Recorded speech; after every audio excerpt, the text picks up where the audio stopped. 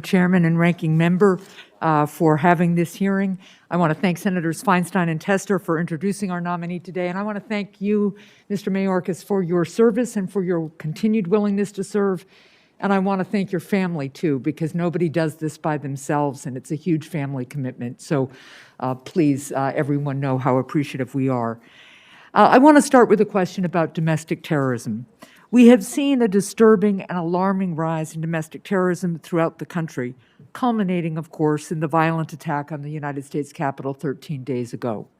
The Department of Homeland Security was created after 9/11 largely to address the lack of adequate information sharing about terrorism-related threats. Despite the fact that the threat of terrorism has evolved and changed in the nearly 20 years since the 9/11 attacks, no comprehensive federal review of terrorism information sharing has occurred to keep pace with the evolution of these threats.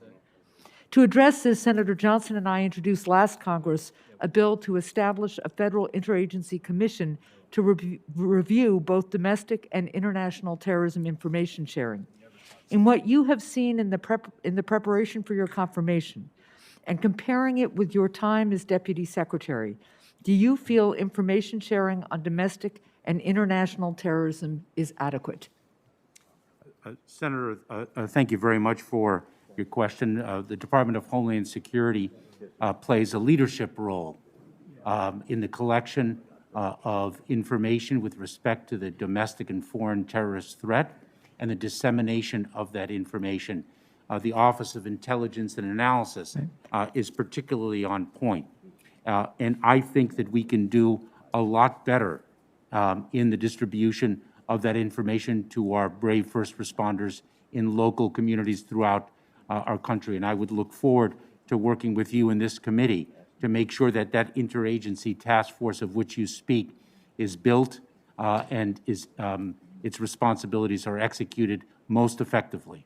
Well, thank you for that. One of the things that I learned over time as governor is that it is one thing to talk about information sharing and coordination. It's another thing to actually invest in it and make sure that it happens. And clearly, we need to do a better job at it in this area.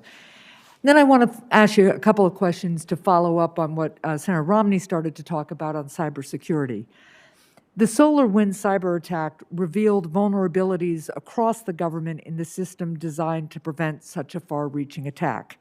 As Secretary, you will be charged with immediately reviewing the adequacy of two Department of Homeland Security programs, the Einstein program and the Continuing Diagnostics and Mitigation, or CDM program, in order to understand why they did not detect or prevent these intrusions.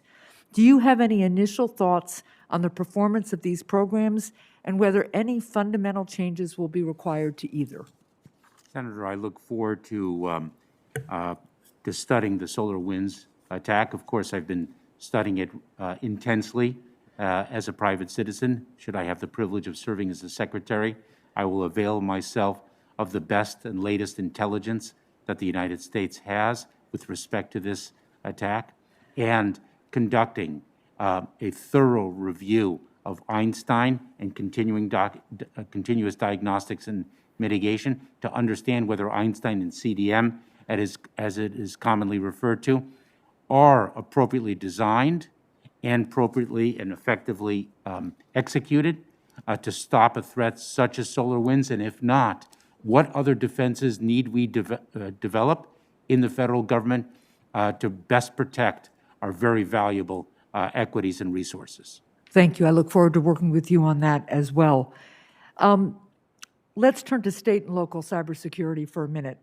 In December, Senator Paul and I held a hearing to examine the impact of the COVID-19 pandemic on state and local entities as they work to defend against cyber threats. One of the witnesses was Dennis Goulet, the president of the National Association of State Chief Information Officers, and also the commissioner of New Hampshire's Department of Information Technology. In his testimony, Commissioner Goulet implored Congress to authorize a standalone federal cybersecurity grant program that would help state and local entities afford to take the steps that they need to strengthen their information technology systems. The National Governors Association and several other entities have echoed this call. Mr. Mayorkas, when you consider the current state of federal support to state and local governments, would you support a standalone grant program? Moreover, what elements of a grant program would need to be included in order to make an effort like this sustainable? Senator, you raise a very, very important point, because in the cybersecurity world, we often say that we are only as strong as our weakest link. And we have to recognize that there are local communities that don't have the financial or other wherewithal to really safeguard their cyber assets and best protect against the threats that they confront.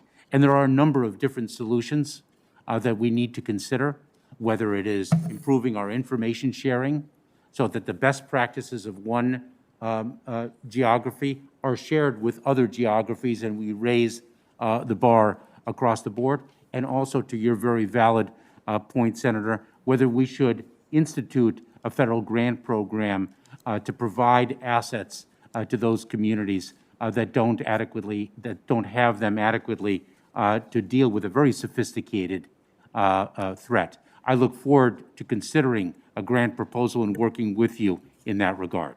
Thank you. I think there are other grant programs that we do out of DHS or DOJ that really, on our physical defenses, try to play this role, and I think it's time for us to catch up to that kind of grant program in the cyberspace. So I look forward to working on it with you. Why don't I yield back the rest of my time? If there is a second round, Mr. Chair, I have a couple of more questions, but thank you very much.